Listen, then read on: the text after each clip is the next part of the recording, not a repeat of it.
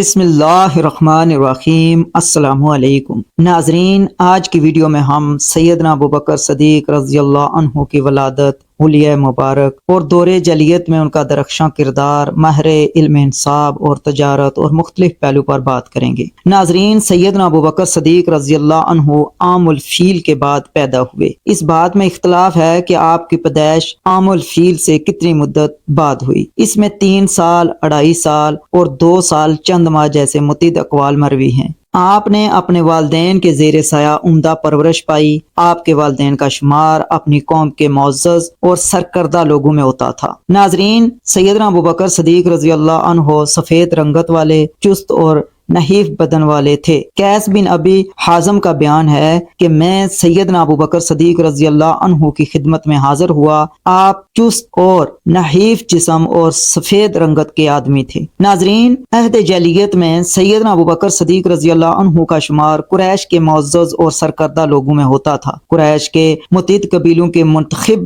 آدمی انتہائی شرف اور اعزاز کے حامل تھے، جن میں سے ایک سیدنا ابوبکر صدیق رضی اللہ عنہ بھی تھے۔ بنو تیم میں سیدنا ابوبکر صدیق رضی اللہ عنہ عظیم ترین شخصیت تھے۔ دیت اور جرمانوں کی رقوم ادا کرنے کے سلسلے میں آپ ہی پر اعتماد کیا جاتا تھا۔ آپ اگر کسی کی ذمہ داری اٹھا لیتے تو قریش اس کا پاس لحاظ کرتے، اور جس پر دیت اور جرمانے وغیرہ کا بار ہوتا، آپ کے کہنے پر اس کے ساتھ خوب تعاون کرتے، حتیٰ کہ وہ ادائی واجبات سے عہد و برا ہو جاتا۔ اس معاملے میں سیدنا ابوبکر صدیق رضی اللہ عنہ کے علاوہ کسی اور پر اعتماد نہیں کیا جاتا تھا۔ زمانہ جاہلیت میں آپ کو بڑا اعزاز اور امتیاز حاصل تھا۔ آپ قریش کے ممتاز سرداروں میں شمار کیے جاتے تھے۔ اس کی وجہ یہ تھی کہ آپ ہر مصیبت زدہ شخص کے کام آتے تھے۔ مکہ بھر میں آپ سے بڑھ کر کوئی مہمان نواز نہیں تھا۔ ناظرین، ہر عہد کا ایک مخصوص علم ہوتا ہے۔ جس طرح آج کل انجینئرنگ، میڈیکل سائنس اور کمپیوٹر سے متعلقہ علوم نہایت وقیع مانے جاتے ہیں، ٹھیک اسی طرح قدیم عرب علم انصاب کو نہایت اہم علم گردانتے تھے۔ سیدنا ابوبکر صدیق رضی اللہ عنہ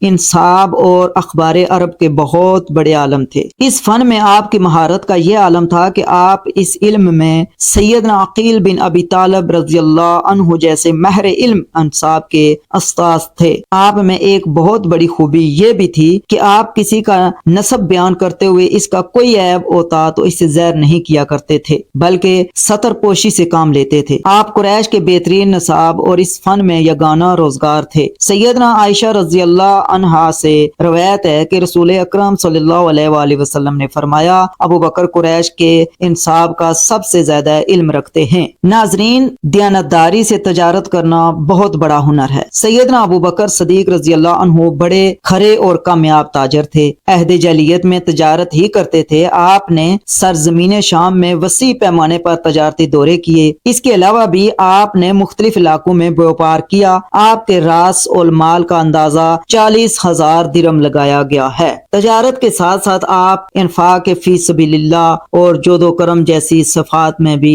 بے نظیر تھے۔ ناظرین، سیدنا ابوبکر صدیق رضی اللہ عنہ بہت پاکیزہ ذوق کے حامل تھے۔ وہ کبھی شراب خانہ کے قریب بھی نہیں پھٹکے۔ وہ عہد جاہلیت میں بھی پاکیزہ سیرت کے حامل تھے، حتیٰ کہ دعوت اسلام سے پہلے بھی انہوں نے اپنے آپ پر شراب کو حرام قرار دیے رکھا۔ ناظرین، سیدنا ابوبکر صدیق رضی اللہ عنہ اول و آخر حق پرست تھے، تلاش حق میں سرکردہ رہتے تھے۔ آپ کی زندگی کا مرکز و محور ایسے دین کی جستجو تھا جو فطرت سلیم اور عقل و بصیرت کے تقاضوں پر پورا اترتا ہو۔ تجارت پیشہ ہونے کی وجہ سے جزیرہ نما عرب کے مختلف علاقوں میں آپ کی آمد و رفت جاری رہتی تھی۔ جاہلیت کے زمانے میں آپ نے مختلف ادیان اور مذاہب، خصوصاً عیسائیت کا بھی مطالعہ کیا۔ سیدنا ابوبکر صدیق رضی اللہ عنہ خود فرماتے ہیں کہ ایک دفعہ میں اور زید بن عمرو بن نفیل کعبہ کے سین میں بیٹھے ہوئے تھے کہ وہاں سے امیہ بن ابی سلط کا گزر ہوا۔ اس نے زید بن عمرو سے پوچھا، ہے بلائی کے طالبگار، صبح کیسے کی؟ انہوں نے جواب دیا کہ خیر و سلامتی کے ساتھ۔ امیہ کہنے لگے، کیا خیر اور بلائی کو پا لیا؟ جواب دیا نہیں۔ پھر امیہ بن ابی سلط نے یہ شعر پڑھا: اللہ تعالیٰ نے جس دین کے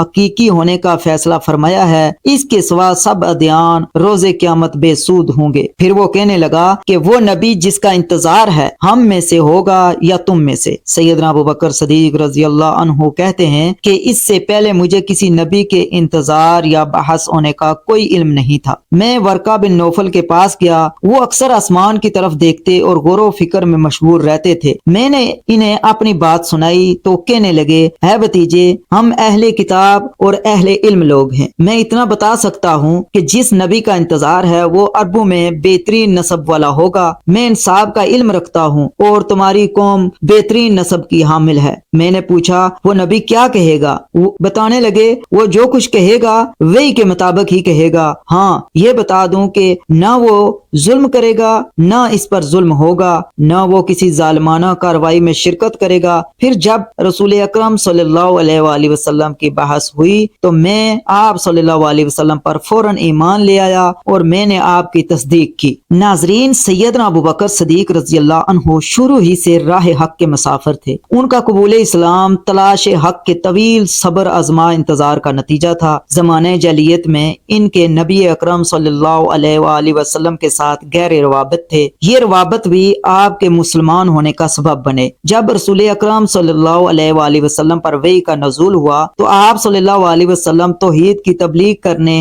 اور لوگوں کو اللہ کے دین کی طرف دعوت دینے لگے۔ آپ صلی اللہ علیہ وآلہ وسلم نے اس دعوت کے لیے مردوں میں سب سے پہلے سیدنا ابوبکر صدیق رضی اللہ عنہ کا انتخاب فرمایا، کیونکہ آپ صلی اللہ علیہ وسلم بحث سے پہلے ہی اس بات سے بخوبی آگاہ تھے کہ ابوبکر بہترین اخلاق اور کردار کے مالک ہیں۔ اسی طرح سیدنا ابوبکر صدیق رضی اللہ عنہ بھی نبی اکرم صلی اللہ علیہ وآلہ وسلم کی عظمتوں کے قدر و شناس اور صدق و امانت اور خلق عظیم سے اچھی طرح واقف تھے۔ انہیں اس سیدھی سادی حقیقت کا بخوبی ادراک تھا کہ جو شخص اللہ کی مخلوق کے ساتھ کامل سچائی اور راست بازی کا مظاہرہ کرتا ہے بھلا وہ خالق کائنات کی طرف کوئی جھوٹ کس طرح منسوب کر سکتا ہے۔ ناظرین، امید ہے یہ ویڈیو آپ کو پسند آئی ہوگی۔ اگر یہ ویڈیو آپ کو پسند آئی ہے تو اس کو لائک کریں، دوستوں کے ساتھ شیئر کریں اور چینل کو سبسکرائب کریں۔ جزاک اللہ۔